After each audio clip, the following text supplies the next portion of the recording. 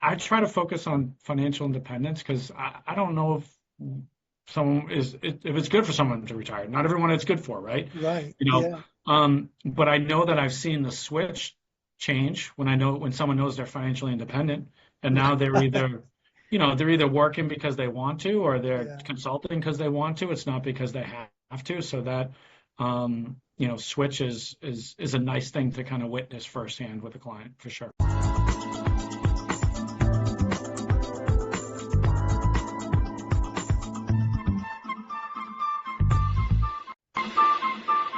Hey everyone, welcome back to another episode of the Book More Show. It's Stuart Bell here, and today joined by Gregory McLaughlin. Gregory, how you doing, buddy? I'm doing great. Thanks for having me. Pleasure. You can tell we're recording this in the winter because we're both bundled up a little bit. I was just saying to Gregory before we started recording, suddenly realised I need a beard trim. So for anyone watching and not listening to this, have to don't get too sidetracked by the slightly homeless look of me in this episode. This is one of my favourite types of episodes because it's obviously someone that we've worked with to create a book, so I know some of the story. We haven't actually spoken before, though. Gregory passed through the process without kind of crossing my desk, as it were. So it's as much a discovery process as it is for me as it is for people listening. So why don't we start off by giving people a bit of a background, get up to speed on where you are and what you do up there? So, as you had mentioned, my name is Greg McLaughlin. I'm a financial planner. I live in just about 30 minutes north of Boston, and practice, and have been in the business for about 25 years. And the idea of writing a book has been something that's always been in the background of my mind, and we were able to, bring it to fruition. It's such a great opportunity because that idea that people have got something that they want to share in a book is a great way of doing it. But the barriers to doing that, it's always too much time, too much money, a back burner project. So what I really like about the process that we've refined over these past 10 years or so is just really making it straightforward and simple to extract that bit of knowledge and get the first working version on the page, which may be fine, and some people don't tweak it and other people look at it and tweak a little bit, kind of add here or take away there just to really dial it in as they want.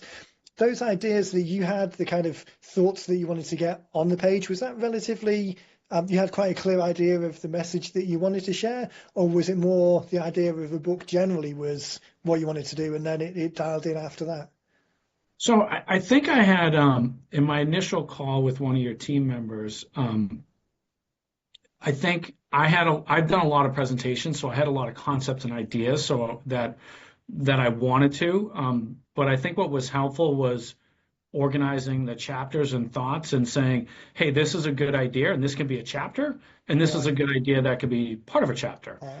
So I think, that was obviously, as you know, the phase one of that process is getting, the organization of, are you going to have 6, 8 chapters, and what are the key ones that have enough meat on the bone, for lack of a better term, right? Yeah. So I knew I wanted to write a book.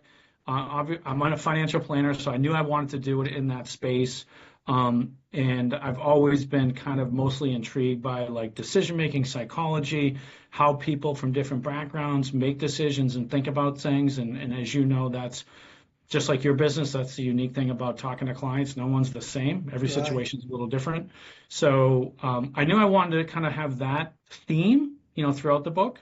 But the process definitely helped me organize those thoughts, That's you know, the and that's the streamline great it. thing. That idea that hey, these books aren't necessarily to we're not that interested in selling them as authors as such. It's not we're not trying to become writers. It's not fiction pieces where the job of work is the book itself. This is conversation starters and helping people in particular ways. So to be able to pull together those pieces of knowledge that you've built over those 20 plus years and put them together in a way that is helpful, oftentimes, so usually when I'm talking to people in the process, it's either very early, kind of before their clients, or later in the process once it's coming together and we're kind of strategizing how to use it. So in those early conversations, I often find people undervalue the knowledge that's in their head because, I mean, you like me, we've been in this for years now. The entry level stuff or the basic stuff that just ticks through, all of the processes are refined and it's pretty run-of-the-mill stuff, the beginning part of the journey. What we deal with is the variances and the differences and the more complicated pieces. And I think that does us a disservice because it benchmarks what we think people's questions are at a more complicated level, when 90% of the population out there are just have those 101 level questions. They've got those entry level questions. So did you find that at all? And perhaps that comes across in the presentations you were talking about. Do you find you have to kind of separate the day to day of what you deal with, which might be more complicated, with the more straightforward, which is actually often the starting point of the conversation? I think at this stage, Stuart, I've been able to kind of morph that because I think I've met enough clients where I've seen that they're brilliant in their world, but something very simple and obvious to me is not necessarily simple and obvious to them. Right. And so, I actually had a really good experience with, one of my best friends. I was over his house last week and the book just came live. And so he was like, "Hey, what's going on?" And I showed him the link and he was like, and he knew I was thinking about it, but then he ordered it and he's very, very successful and he read it and he was like, "I got a lot of good takeaways. I want to talk to you about some of the things in the book." Fantastic. So I think that at first, I think you do think that, is this too trivial to share? Right. But I think the reality is when you think about the most successful people that you or I know in their respective worlds, there's a small, small percentage of the student body who are just brilliant. And they have something that is just really unique to them. They're just born that way, and it's not transferable. Right. Everybody else really just does probably a few things simply at a very, very high level, incredibly well. And so I find that in trying to connect with clients and get these messages out, the simple things are what resonate with people. They don't Yeah. want to talk about, even if they're really brilliant, and they don't want to talk about complicated things. They want to keep Yeah. it simple, precise, and to the point. And it's that outcome based approach. They're not in it for the academic exercise of talking about deep financial theoretical models. Sure. They just want the outcome of knowing that they're not going to die before their money runs out or they Correct. can leave stuff to the kids. Yep. And all of the layering in of complicated terms or trying to make people feel like they've made bad decisions in the past because they didn't know these things, all that does is it puts a barrier or a bridge between a barrier rather than a bridge between you two, Mhm. and is more of a turn off than an attracting element of you're the right person for the job and this is the right time to do it. And yes, this book is the thing that's kind of telegraphed some of this knowledge, but really we just want to move towards the outcomes and feel like you're the right person for this particular relationship. Absolutely. Yeah. The thought that people undervalue the basic stuff and overvalue the magic special things that only they do different. It's such a I think it holds people back, and I wonder sometimes whether it's just another procrastination tool coming out of, oh, well, this has been said before, or this isn't unique.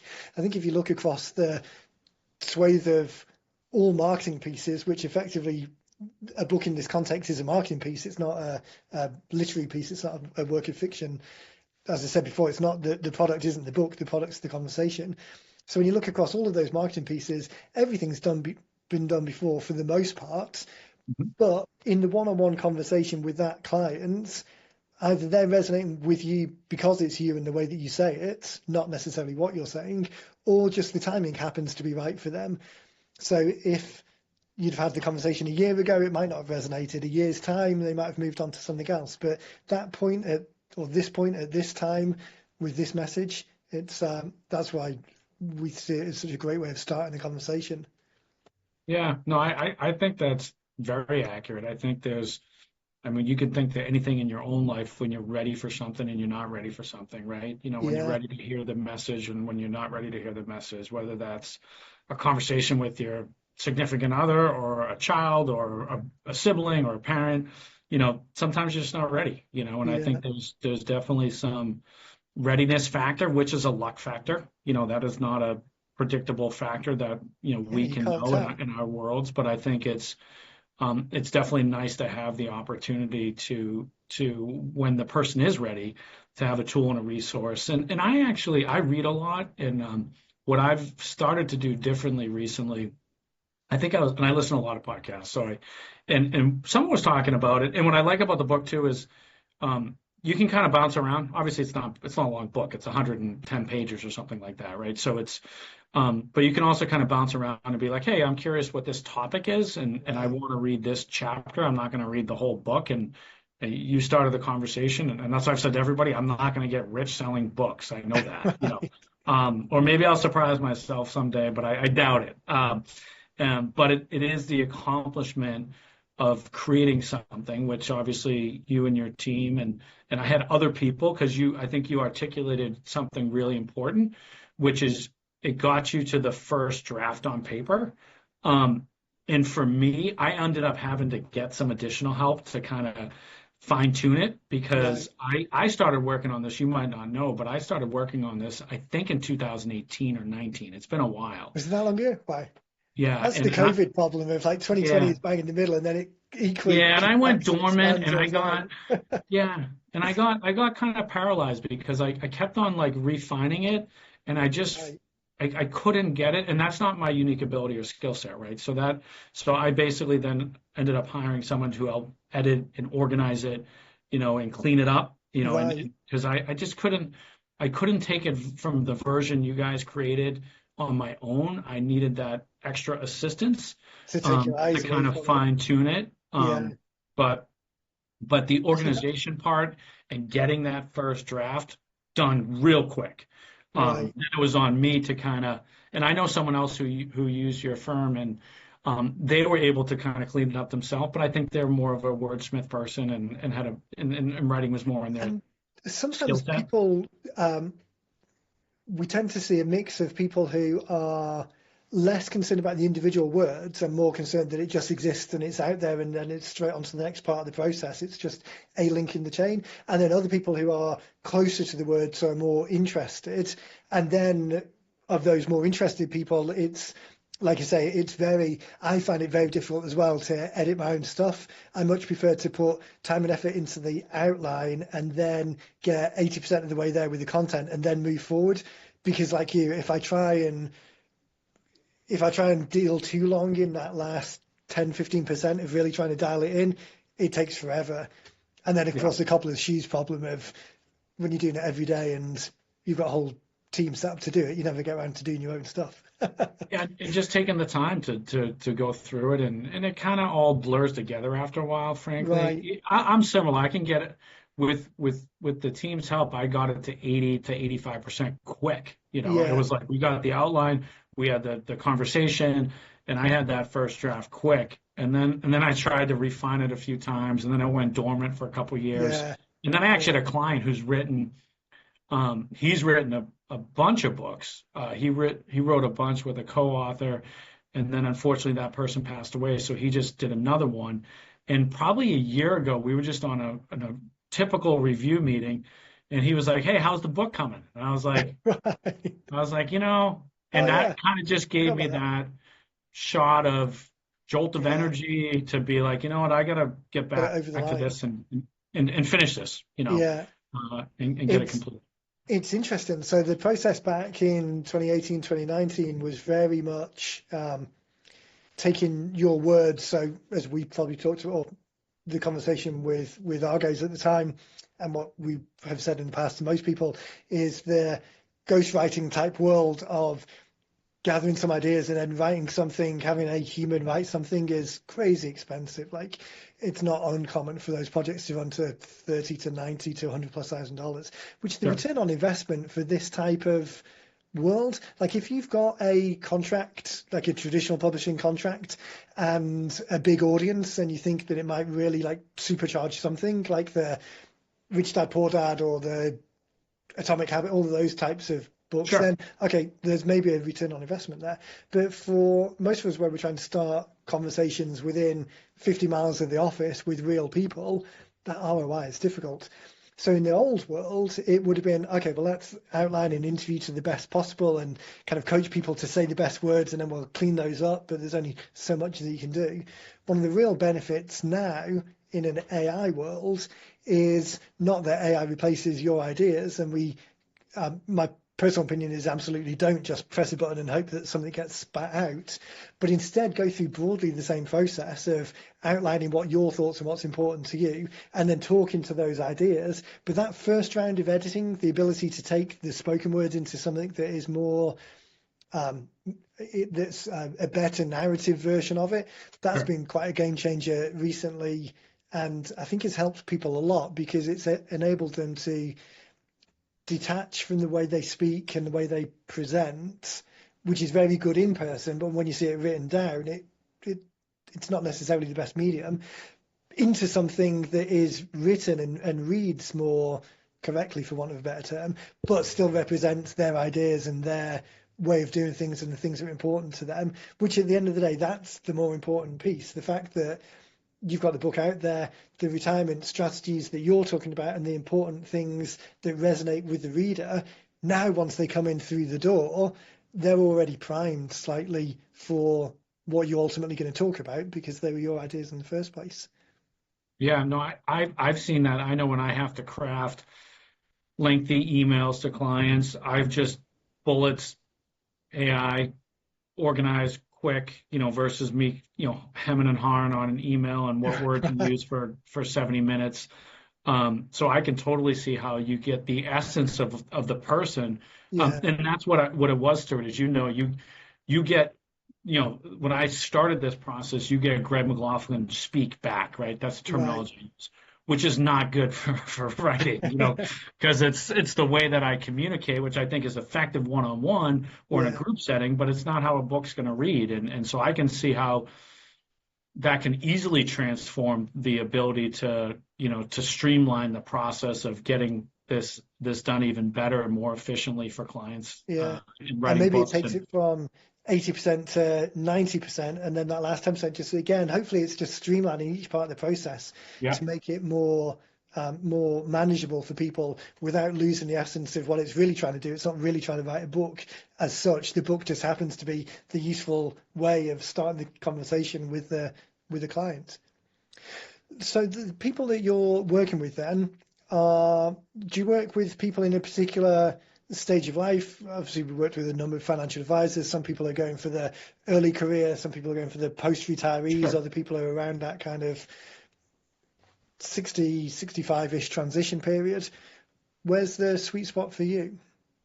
I would say our sweet spot is probably kind of in the executive business owner space. Probably in that, I'm 48, probably my age is to like mid to late 50s, because at that point, if we meet them in that stage, we feel like they've still got enough runway where our ideas can impact, their ability to retire or become financially independent or whatever the goal is. I mean, I think that, you know, I always talk about, the importance of defining words, right? So like I try to focus on financial independence because I don't know if if it's good for someone to retire. Not everyone it's good for, right? Right. You know, Yeah. but I know that I've seen the switch change when someone knows they're financially independent, and now they're either working because they want to, or they're Yeah. consulting because they want to. It's not because they have to. So that switch is a nice thing to kind of witness firsthand with a client for sure. Yeah. And understanding where people are in that journey and what the motivations are and why it is that you want to work with that group of people as opposed to another group of people, it does make the whole process much more streamlined because the book is a great way of getting people on the list in the first place of helping them raise their hand so they know who you are and you know who they are. But just like you said before, you don't know whether it's today or a month or a year from now that they're ready. So to be able to stay in touch with them over that long term until today is the day for them, that's where the real opportunity comes from. And if you know who that audience is, then you can talk in a way that is more likely to resonate with them over the long term rather than just collecting anyone and everyone and then just shouting out into the void. And it might be a bit hit and miss in terms of who you're talking to. So the book itself, does that, the way that you've structured that and the talking points within it, does that reflect on things like the website and you were talking about presentations that you delivered in the past? Is that part and parcel of the bigger piece?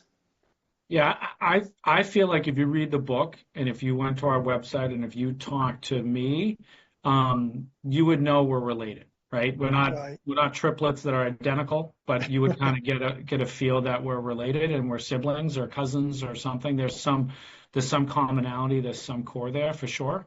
So a lot of the concepts that we use in client meetings, especially the key ones, we try to definitely capture in the book because again, I Yeah. think that those are the things that, as you said earlier, you deal with a lot of financial advisors.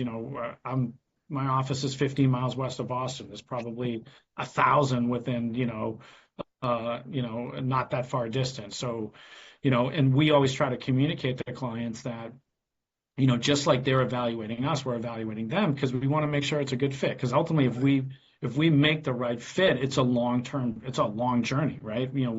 If I start working with a client, not just necessarily me, but me and the next iterations of our team and our firm, they can work with someone for 30, 40, 50 years, Right. and so we want to make sure that, when we share concepts and ideas, we want them to be things that resonate with them, that Yeah. they see the value in we started, Stuart, recently adding like another meeting as part of an onboarding process where you know we haven't come up with the name of it, but it's kind of like your money mindset and decision making. But I just spend probably 45 minutes to an hour. I've one this afternoon with a client who's in the process, and I just go back and start with life lessons learned when they were a kid, how they grow up with money, did they have the right amount, too much, too little, Right. what are the things that them and their significant other are 100% aligned on, where are their points of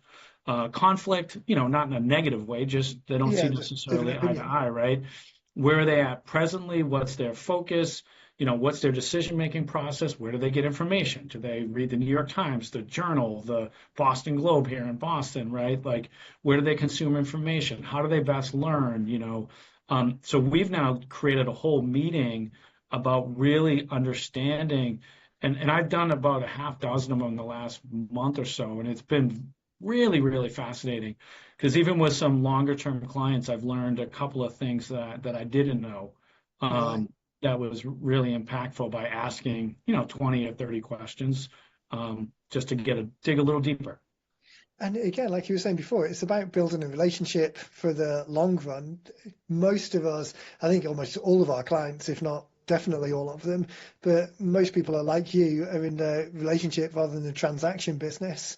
And this is something that isn't just make some money, charge a bill, and then people are out the door never to be seen again. This in some ways is generational because like when the clients pass on, then hopefully the next level down, the children see you and the organization as the incumbent, as the people who've taken care and built that relationship for the extended period of time. I think it's easy for, with the same age, I think I've got a year on you. I'm 49, so we're kind of a pre-internet cohort where we can remember the speed of transactions increasing Sure. from I mean, what would it have been before? Like newspaper ads, I guess. Newspaper ads, TV commercials, maybe, radio ads, word of mouth, mailing pieces. All of Yep. that is a lot slower than like Facebook ads. But what gets lost in that speed and scale is that one-on-one connection. And it's not that we're trying to burn insurance through leads from a Facebook ad to a book to an immediate conversion. Instead, it's again comes back to that idea of starting the conversation. What I really like about the book that you've pulled together, both in the way that it's structured, but also the way that you talk about it, is that it does connect with all of these other pieces. So someone's going to raise their hand to get a copy, either because it's been recommended or referred by someone, so there's a personal connection there, or they might see an ad and resonate with the copy. But as they're going through and looking at those chapters that, as you described, are very pick and choosable depending on what resonates with you at the moment, when they do eventually come in, those exact same words and that exact same language is reflected in the other work that you do with them. So as they're looking at the website, as they come in for those initial discovery calls, do you find that makes it a lot easier when people come in kind of almost predisposed to thinking that they're in the right place because they've resonated with the material beforehand? So they're almost in those initial meetings as yes, we want to continue unless anything kind of flags a warning and we want to leave. But yes, we're coming here to continue, as opposed to just someone stepping in off the street and it's almost all discovery and they're no maybe heading towards yes rather than a yes, hopefully not heading towards no. Yeah, absolutely. I when we have a client that's come in and they've done a good, I call it a deep dive on us, right? They've been on the website, they've watched a video or two, they've seen some things like the probability of the connection obviously is dramatically higher, right? Because they've listened, they've read, they've seen some things that we share where they're like, okay, this thought resonates with me, right? So I know when we have an initial discovery, thematically, there's probably three key things that we focus on. One is in the book, like do simple better. The second is, improve decision making, and the third is thinking to knowing. So I always say that a lot of people come in and they think they're in good shape, but they don't Right. definitively know. And sometimes when it's like, a big decision, like, can we afford this second home? Can we afford this bigger home? Can we send our kids to these colleges? Can we retire? Like you want to be pretty certain that you're making the right decision, and obviously a lot of people aren't, but I think that, when I share with them, these are the things that by going through the process of working with us, you're going to gain. And I articulate and say that these things need to be important to you. If Right. if if thinking about your decision making, doing things simpler, and thinking to knowing are not for you, then we're probably not for you. If Right. you're focused on getting the highest rate of return, and that's all that you care about, then we're probably not the right fit. Obviously, I want clients to get as high a rate of return as possible, but that's not the goal that resonates with us. The Yeah. goal that resonates with us is giving people just like you and your team, giving them the satisfaction of getting a completed book. We went away skiing during Christmas break, and when I got home, there was a book, and I have a 14-year-old and a 9-year-old, and my kids were pretty excited when they opened up the box, and they were like, and Nice. my daughter was like, "Dad, you wrote a book," and because I didn't really tell them, Yeah. and that was pretty impactful experience, to kind of have the pride and excitement they have that their dad wrote a book. Right. There is something that's non-transient about it. I'd say to people all the time that the same 10,000 or so words that are 15,000 or so words that are on the pages here, if they were in emails or on a website or on a transcript of a YouTube video, I mean, the actual information is exactly the same, but there's something qualitatively different. And I wonder for how many more generations that will be the case as everything gets digitized. But there's definitely something tactile and different about bringing it together into a book. And I think the benefits that it's why as a marketing tool it's disproportionately beneficial compared with the same time and effort spent doing something else. There's something psychologically anchoring about going through school and dealing with physical books, being told that books are this big, complicated, difficult, revered thing that makes it last longer than the amount of effort that it took to actually do the thing in the first place. So as the longevity of the project, it's something that's going to be fit for purpose for years and years and years into the future, even if there's some iterations and updates. But just the fact that it exists in the mind of a receiver, it has more of an impact than if you were just sending them the same words in a really long PDF. Yeah. We've got a little bugbear when people say, "Oh yeah, I want to do or can I do an ebook, or does it include an ebook, or this should be an ebook?" I keep saying to people, "Don't call it an ebook. You're doing yourself a disservice by referring to the digital version of your book as an ebook, because it's exactly the same. It's a PDF document at the end of the day. But referring to it as a digital version of the book, or referring to something as an ebook, it's a psychological switch in the mind of the recipient. So the PDF versions that you've got, it's the same layout. There's left-right justification. There's the blank pages where the blank pages go. And it's not an accident that we do that. We do that because when the person receives it, they're receiving the digital version of the book. So all of that extra psychological, not quite as grand as shock and awe, but all of that extra psychological gravitas that comes along with it is transferred, and the importance of those words when people come through the door, it just anchors that little bit more. So it's such a, again, it's just such a, we're in a point in time where it's become more straightforward to do, so it makes it more accessible, more straightforward to deliver because you can print on demand one copy, you don't have to have a garage full of 1,000 copies, and it's still received by someone in a way that makes them stop and pause, and they take time to think about it. Yeah. The idea that people, we talk about this idea of starting the conversation, so kind of moving people through the steps. On the back of the book, and your book is the same, we give people the idea that the back of the book isn't for the blurb or promoting the book like it would be in a bookstore, because in a bookstore the job of work of the back of the book is to sell the book. Well, here we're not doing that. The job of work is to encourage people to take the next step. So like most people we talk to, took the advice and have got, here's some ways we can help you next. Talk about that a little bit. Was that a straightforward thing to think about because you've already got a number of assets that you can point people towards, or did it take a little bit of thinking and cajoling your ideas into what they could do next in terms of something that didn't need you to hold their hand? Yeah, no, I think there was a little thinking. I think it was kind of what are the, I was just looking on the back because I was like, I'm curious, what is on the back? And it makes sense. One was around doing simple better and a blog report that I wrote, a blog post, and the second was on a decision simplifier, which obviously is two of the themes that I just mentioned to you 5 minutes ago, right? Yeah. So I think that I've tried to, over the last 3 to 5 years, I think we've kind of landed on those three themes because I always just wanted to make it be like, this is why you want to work with us, Right. and so those are two of the three are from that.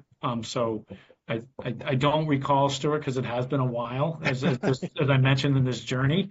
But it does make sense that two of those most important three themes. But I did have to take some time and think about how I wanted to create the tool and the resource, and what were the But key things that I wanted to share, for sure.